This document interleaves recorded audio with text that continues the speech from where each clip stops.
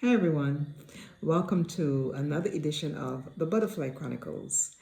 I wrote a book called Tonight I'm a Butterfly Celebrating Seasons of Change. It's a book largely for women, men can read it too, but there are 61 readings, and each of these readings carries something that is inspirational, that is uplifting, that is motivating, that is designed to help us to live life better, to do life better, to connect with ourselves, to connect with God, to connect with our purpose, and to be encouraged and to be strengthened, and to know that we're not doing life alone, and that a lot of the things that we navigate and experience as women, many of us experience the same things actually. And that's the type of feedback that I have gotten from those who have read this book. So, what is the Butterfly Chronicles? Well, the book is called Tonight I Am a Butterfly Celebrating Seasons of Change. You might think that's a strange topic because we don't normally see butterflies at night, do we?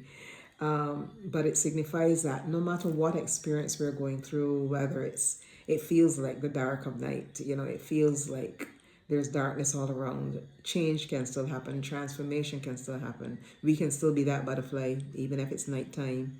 Even though butterflies aren't normally seen at night, we can still experience change, transformation. We can come into our own, we can come into our purpose, we can connect with God, we can connect better with our families, we can build relationships, we can embark on some new venture, we can leave our job, we can start a business, travel somewhere, just experience life differently because we're spending some time looking inward, and that is what the Butterfly Chronicles is. That's what this podcast is all about. So this evening, I'm focusing on reading 13. It doesn't matter really because some of you may not have the book. Tonight I'm a Butterfly. It is available on Amazon in Kindle format. Just put my name in, Denise J. Charles, Dr. Denise J. Charles, and you should find it on Amazon. Tonight I Am a Butterfly. Life on the Brink. And I'm going to start by reading some of this reading. The readings are all very, very short. And then I'm going to do a debriefing or a reflection on what this reading is really getting at. So it starts by saying, faith is letting go and trusting God to catch you. Anonymous. Some of us have our lives very well put together. We are successful partners, parents, and professionals with adequate sums of money in banks and other investments. Our children are doing us proud. Our aging parents are healthy. We live in our dream home. We drive our dream car. We have a supportive circle of loyal friends. We travel regularly, and life is basically good. Then there are the rest of us, living real life somewhere on the brink. That's the first paragraph in this reading. And I know this is obviously something that I'm doing for social media. And many of us spend quite a bit of time on social media. We see the kinds of posts that people put up. We connect with some of them. Some of them we go, that's trash. That's meaningless. That's just something that's curated to gain followers or to gain attention or to make money. So we have different kinds of responses to what we see on social media. And I love technology and the beauty of technology because it can do so much to spread so much good. But it can also do us quite a bit of harm because we can get blindsided and we can believe that everything that we see online or everything that somebody curates and places online is actually based on their real lives or it's based on their reality. And we can begin to envy, we can begin to think, my life is not matching up to theirs, or I want that, I need that, I need a husband like yours, or I need a wife like yours, or I need a home like yours, I need to travel where you went. And we begin to compare our lives to other people. And as I said in my very first post where I was asking the question, who or what is your change manager, we were looking at the whole question of personal change. And I was saying that some people allow social media or what they see on social media to pressure them into thinking that they have to live their lives in a particular way, or they may allow other external influences outside of social media to pressure them into thinking that they have to live their lives in a particular trajectory to match what they think is trending or, what marks success in this 21st century. And I beg to differ and veer from that. And that is why I ended this paragraph with that statement. Then there are the rest of us living life somewhere on the brink. Now, what is life on the brink? The reading continues by saying, life on the brink signifies a place of sometimes desperation. You heard that word? Desperation. Imperfection. Imperfection. And unpredictability. I don't even want to go any further yet. Life on the brink is a life of desperation. It's a life of imperfection. It's a life of unpredictability. It is not perfect. It is not well crafted. It's not well curated. Like the pristine homes we see on social media with every last thing in place and every floor highly polished, and the bathrooms are pristine, the towels are always white.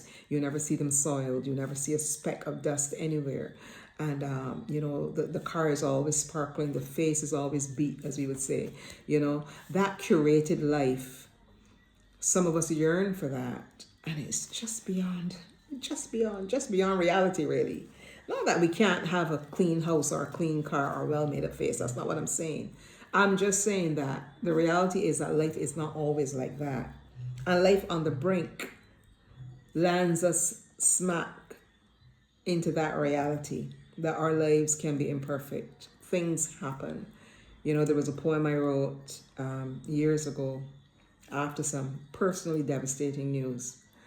And I wrote, these are some of the lines I wrote.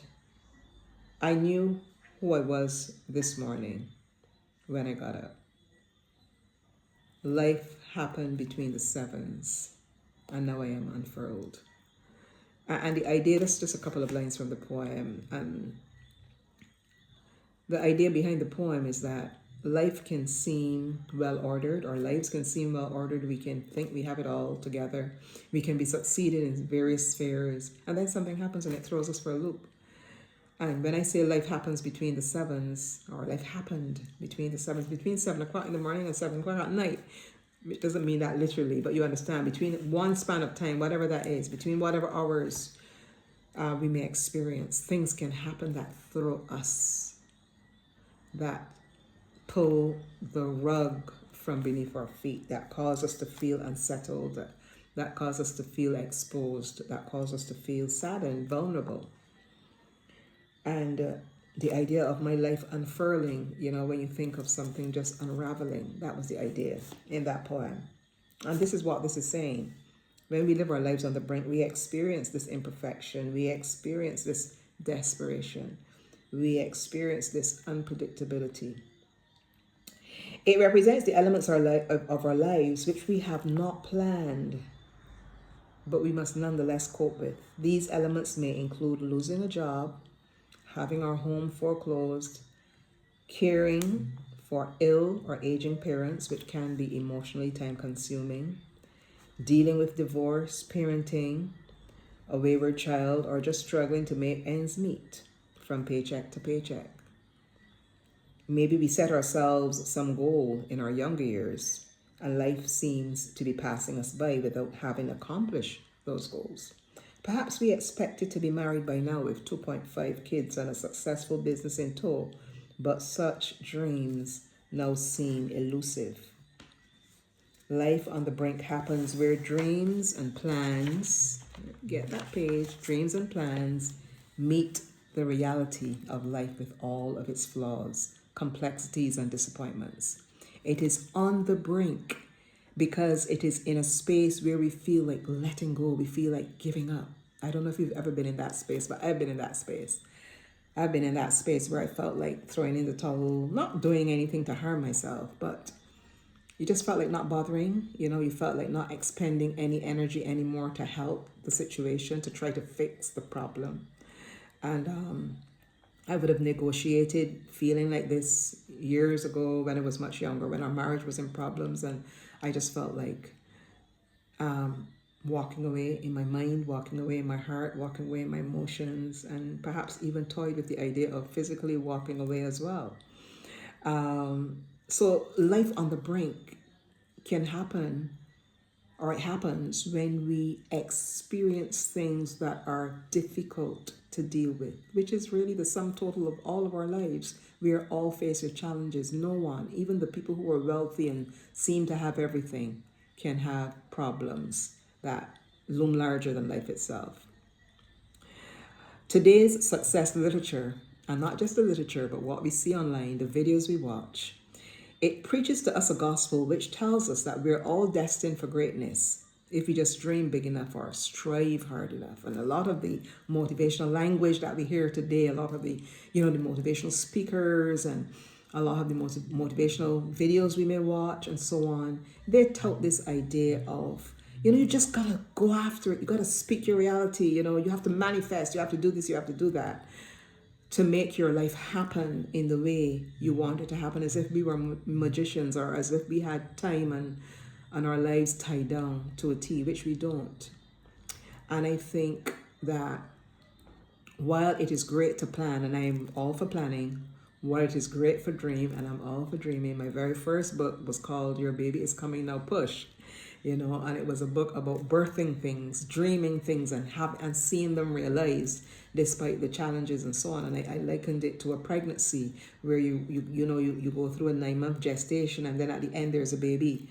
And so I do believe in dreaming. I do believe in birthing things. I do believe in planning and journaling and reflecting and writing your vision down. The Bible talks about writing the vision down and so on. So I don't have a problem with those things. But even when we do those things, we still have to understand that life can still happen. Things can happen that we didn't plan for. And that those things that happen can place us on the brink, especially when we have planned. Because when you haven't planned or you haven't dreamt, you didn't have any particular thing in mind. You didn't dream up some big scheme or some big, idea to happen. And then those things don't happen or life goes south. You probably will experience less disappointment than the person who had huge plans, if you understand what I'm saying. I'm not saying that we aren't all affected by negativity. I'm just saying that it will be different for different people based on your life trajectory, based on how you see life and what you've planned for yourself or what you've dreamt for yourself, right? These things will happen and we don't have control over them. The power that we must perhaps connect with is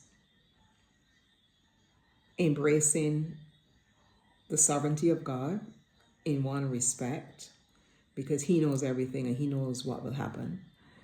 And on the other end, it is also growing in the moment of our pain, growing in the moment of our challenges, growing in the moment of our difficulty, allowing ourselves to grow, allowing ourselves to connect with what is happening, not denying it, talking ourselves through it. Maybe yes, journaling, talking to someone about it, maybe a professional if it's something that's really hurting us or damaging us emotionally in a very bad way, talking to someone about it. Talking to yourself about it can help as well. I talk to myself a lot. There's nothing wrong with that. Talking to a trusted family member, a best friend, somebody that we can lean on with wisdom that will be there for us, not necessarily give us advice, but just support us emotionally and spiritually and so on, or in whatever way we need support, even financially, if it is a financial burden or financial challenge, right? So even though we will go through these brink experiences, they don't have to mean that we give up or that we throw in the towel or that we allow them to devastate us. So you can be in a space of desperation, as I said. You can be in a space of unpredictability. You can be in a space of shock, even if something has happened that you weren't expecting. You may have found out about betrayal. You might have found out about some type of, you might have lost your job, something that you didn't expect to happen. You might have been suddenly made redundant. I remember at some point during our marriage, that happened to my husband once, where he, I guess, was probably expecting to move up at some point in the company he was working with. But he was just unexpectedly made redundant. And he was made redundant at a time when we had just bought a new car. We had just bought a new car, a lovely vehicle that we absolutely liked, And he just bought this new vehicle. And obviously his job was helping to pay for it. Shortly after he was made redundant, what did we have to do? We had to get rid of the car. So life can happen. And How we respond to life on the brink says a lot about who we are, but we shouldn't judge ourselves too harshly, because how we prepare for life in terms of what we do every day, I don't think there's ever a space we can be in where we say, I'm prepared for life. I don't think that preparation for life is like gaining a certificate in biology or gaining a degree in education. It's not a finite thing. It's a journey. Life is a journey, and our lives will continue to evolve and change their dynamic every single day. There are times that we do everything right. It's like driving. You could be driving on the road and you're making all the right decisions in terms of how you deal with your car on the road. You're obeying all the rules. You're driving safely and carefully, but someone comes out of a side road or from behind you or even coming at you on the other side, and they are reckless and they hit into you, and as a result your car becomes damaged. Sometimes it can even be written off, or you can be injured because somebody made a bad choice that had nothing to do with you.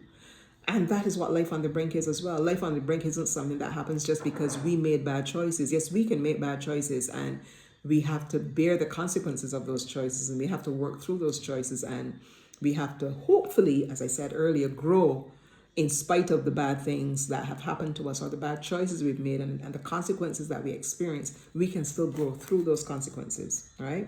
Or as a result of those consequences, we can learn, well, I'll never do that again. I'll never make that decision again. Or I'd never go and do this without consulting my partner. I'd never make this choice without doing my proper research.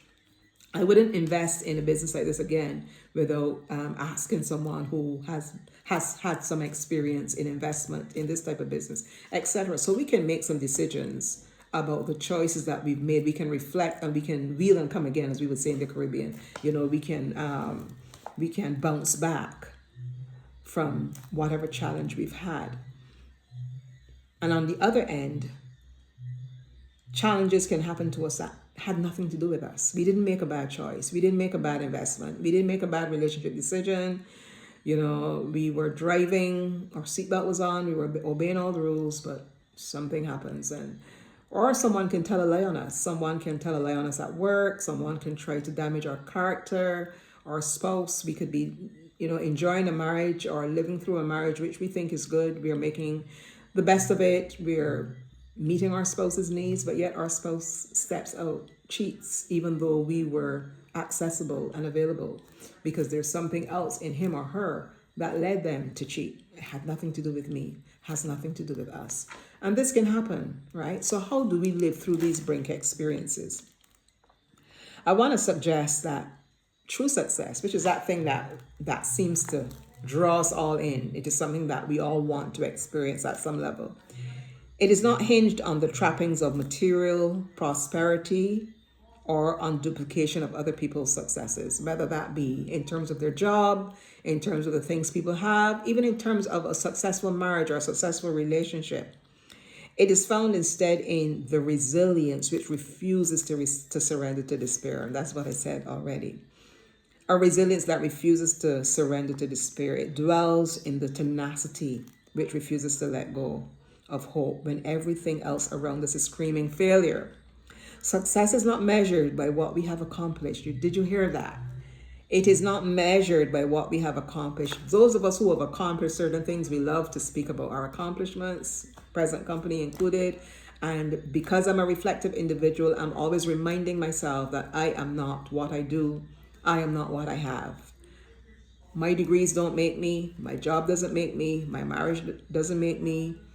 None of those things, even though they're things I praise and value and that I've worked hard on in terms of success, they are not what defines me. And that is how all of us must see our lives. So that whether we succeed in a particular area or not, our value is not connected to that. Our value exists and stands all by itself. And that's the point I was making, I think, in the very first episode, or in the second one, I think, when I was talking about the need for us to love ourselves. We have to understand that our value is not connected to what we do, to what we look like, to whether we're popular. None of those things matter when it comes to understanding our human value, which must be grounded in our identity in Christ as someone who has made us, designed us. I'm fearfully and wonderfully made by God. He designed me not only in terms of my looks, but he designed my personality. He designed me to be the type of woman that I am. Yes, my social circumstances would have shaped me, being raised by the type of strong mother that I was raised by. She's still alive, and she raised me to be the type of woman that I am. My dad also had an impact in my life, even though we weren't close, very, very close emotionally growing up. There are still values that I learned from my dad. I saw my dad with a business that did very well. I saw how much of a hard worker he was. And I'm sure I learned things from him. My dad is brilliant. He's a brilliant speaker. He loves to read, and he's very engaged with knowledge. And I think I got that from him as well. Also from my mom, because my mom has always been a very avid reader.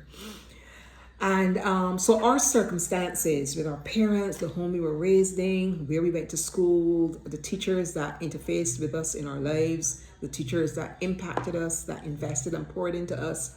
We may have been in church, the Sunday school teacher, the youth leader. I've had all of those experiences, and I can speak of pastors who have invested in my life, who poured into me, who counseled me, who worked with me, who helped me through my challenges and so on.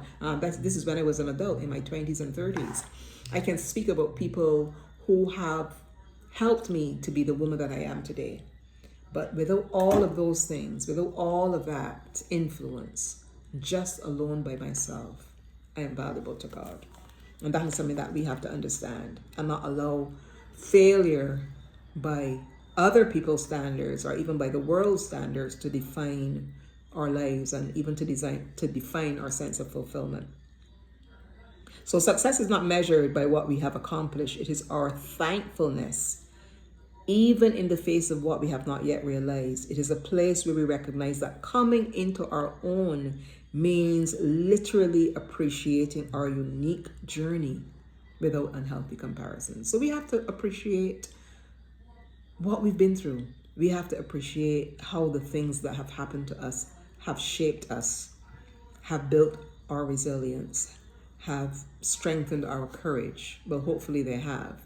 Hopefully they haven't led us to bitterness, or they haven't led us to promiscuity, or they haven't led us to reckless behavior. Now, these things can happen. I spoke in the second podcast, Butterfly Chronicles, the second one, I spoke about my childhood abuse, etc. And there are many negative things that can happen to us as a consequence of going through abuse, whether that abuse is sexual, emotional, physical. When we experience abuse in our formative years, it can impact us, and it usually impacts us negatively. We can self-hate, as I spoke about. We can end up being promiscuous because, we get exposed to sexuality at a young age, and it exposes us to unhealthy behaviors, unhealthy proclivities. We can hate, we can be bitter, we can disengage, we can be sexually frigid as adults. So there are many negative things that can happen to us, and I'm not blaming anyone who has experienced these things, because these things happen because life is imperfect.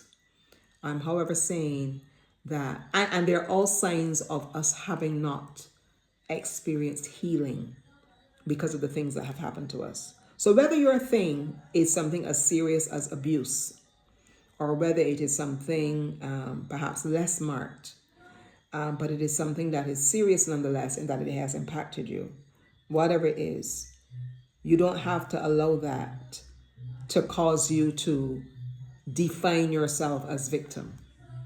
That's what I'm basically saying, right? And you don't have to compare yourself with other people. Treasure who you are. Those experiences that were negative, own them. Own them not from the sense or from the point of blame, but own them in terms of their ability to move you forward, to catapult you to a next level where you can become a stronger, more beautiful person because of those things. So in spite of the pain of loss, lack, disappointment, or any of life's unexpected imperfections, life on the brink can be a tremendous place of growth.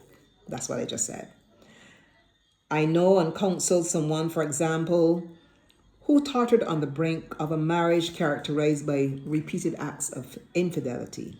She tried in every respect to salvage her relationship, especially since there were young children involved.